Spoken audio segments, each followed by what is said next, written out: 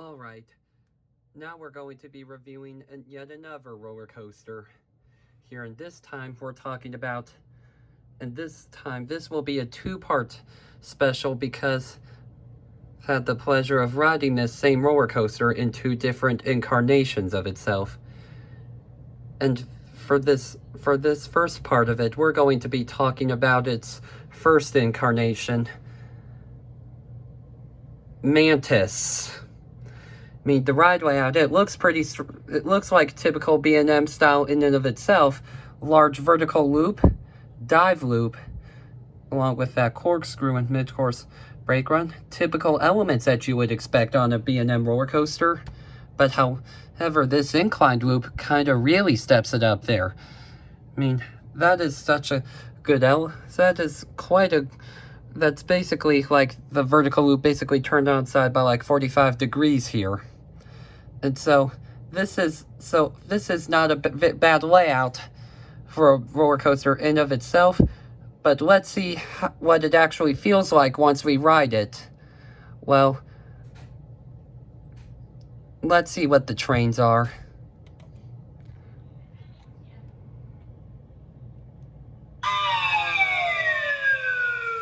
Seriously? Those kinds of trains? Ugh.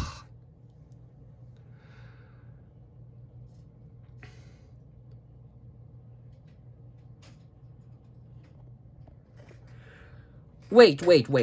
Let me get this straight. So, I just stood and waited in a 1 hour line. And now you're telling me I gotta stand up on this roller coaster?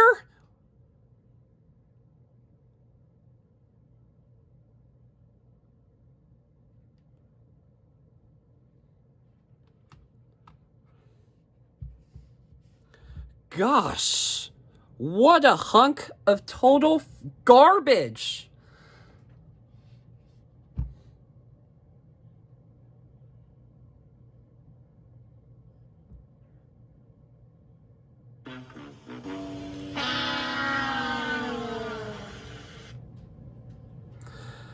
And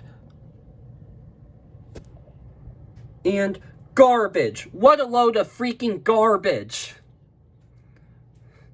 I mean, standing up on a roller coaster, like, what? Because that concept is just doesn't really make any sense. I mean, how would you like it if I conducted the rest of the video standing up like this? Standing up on a roller coaster, whatever. I'd much rather be sitting down on a seat, thank you very much.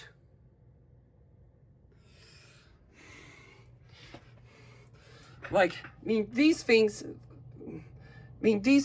they've just got to be, they're just one of the most uncomfortable things I've ever seen it. Like, gosh. I mean, they've got like these weird bicycle seats. I mean, they've got like these weird bicycle seats in like your lower region between your legs. I mean, like, gosh, that just doesn't sound, I mean, like, gee, wow, this just feels really uncomfortable. Because, I mean, this also looks quite awkward and uncomfortable. Like, holy wow. Like, ugh. Like, come on. Like,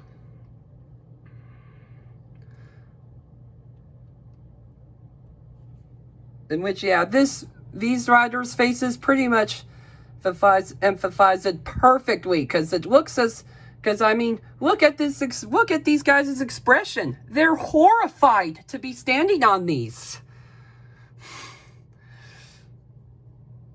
So, yeah, I definitely give credit to these guys for having for literally showcasing exactly what we're all thinking regarding this whole concept of standing on this.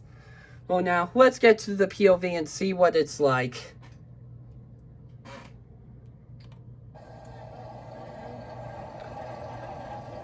That's okay. I have to give some credit for it to be a cool logo, but too bad it's a sucky one. But too bad it's for a crappy stand-up.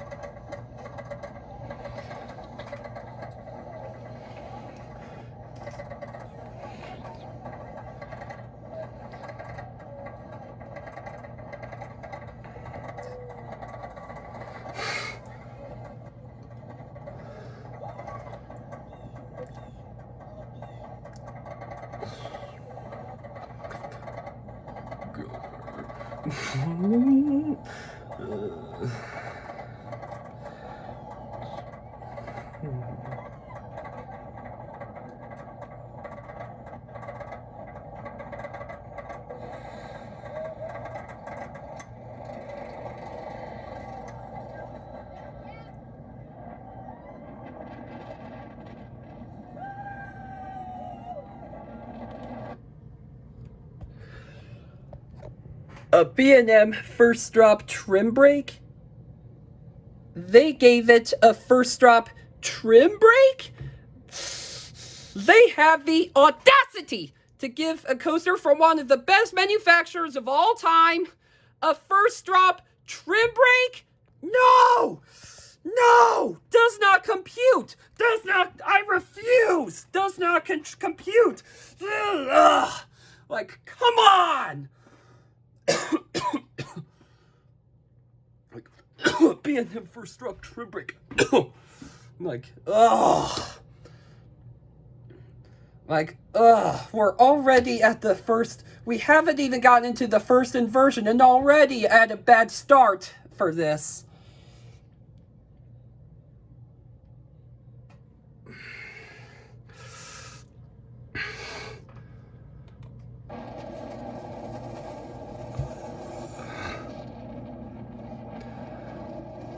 Okay, typical B&M there, but jeez. Okay, all typical B&M fare, but why did you have to make me stand up on this? Like, I can only imagine how bad it's hurting right now on that.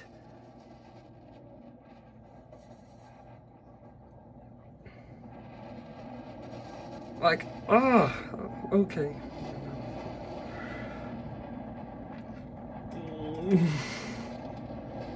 Like,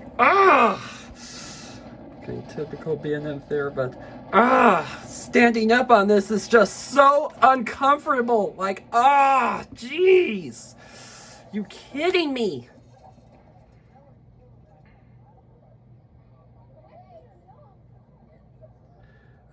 Finally, at least we can get some peace after getting our legs. After getting having that bike seat pretty much rack you know where for almost this whole thing.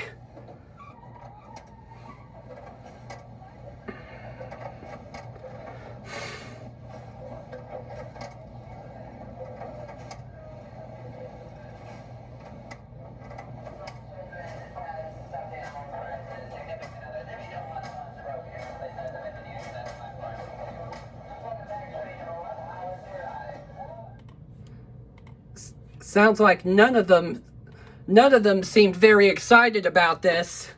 I mean, that was a very faint woo because we pretty much all know that this was downright brutal on especially standing. I mean, whose idea was it to make us stand up on this? I mean, sure, this coaster looks decent and all, and I love the location of it and how it all goes over the water. I mean, this coaster looks decent enough, and it's typically what you'd expect from a Bolliger and Mabillard coaster, but I mean, just standing up on this coaster just really kills it for me. Standing up on this just makes it so much more uncomfortable for me. I mean, like, why would they do that? Does it make any sense? The whole stand-up part of this ride just ruined what was already a decent coaster. Like, jeez.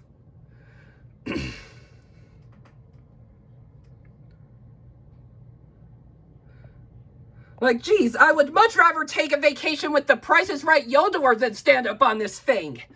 Like, ugh.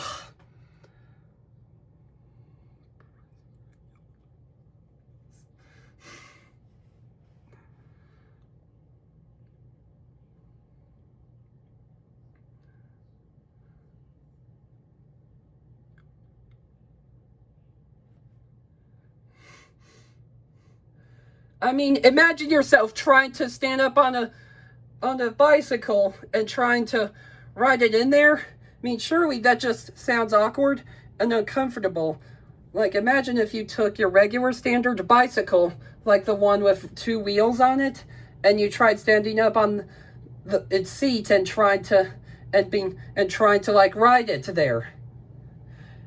I mean, and could only imagine because I mean that just, and you wouldn't do that because it just sounds uncomfortable and awkward. I mean, that would be just about as much fun as standing up on this thing was. And now if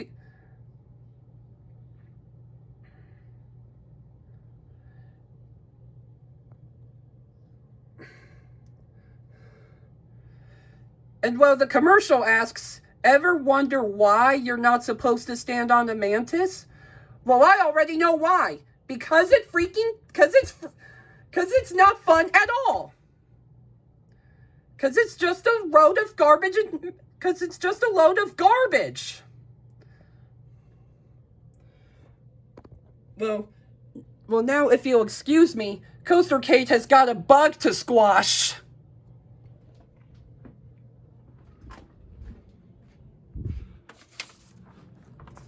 Mantis?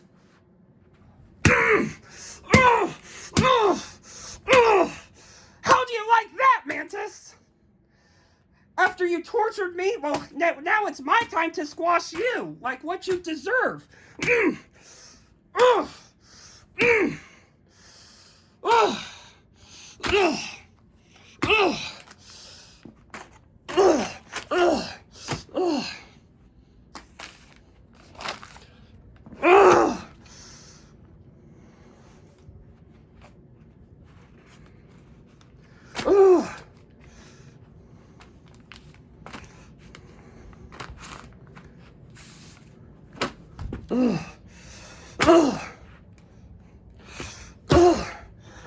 Like that. So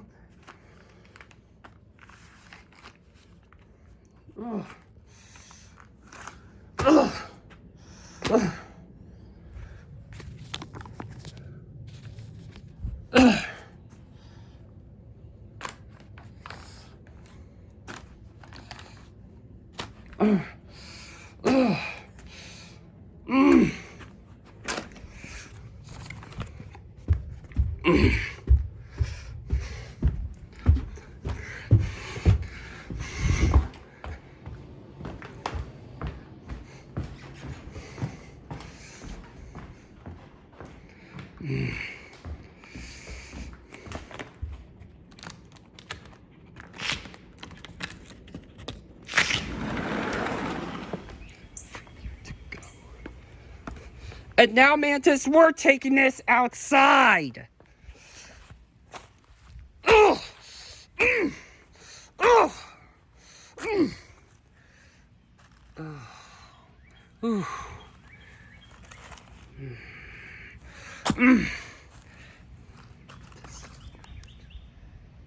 Mantis, how'd that squashing taste?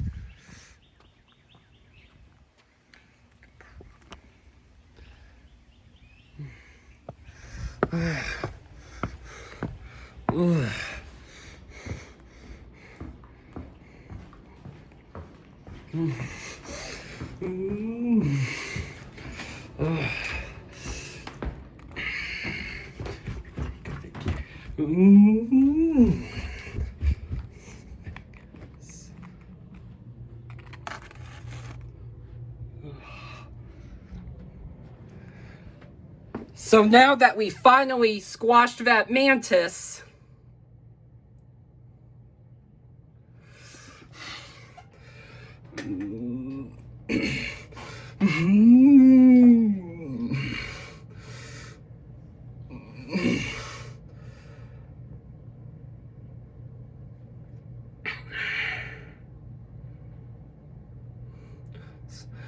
and now that we finally managed to squash that mantis once and for all, let's see if its newer incarnation, Rougarou, is much better than this than this previous incarnation in part 2. Because will the Rougarou be any better than its Mantis predecessor?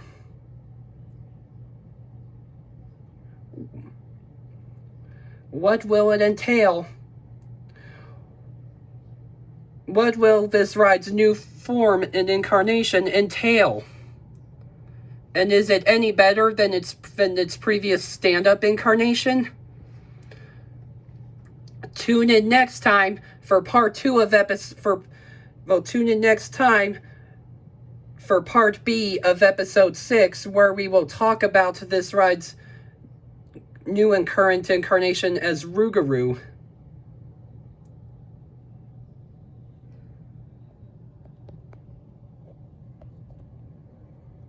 And this is Coastercade, out.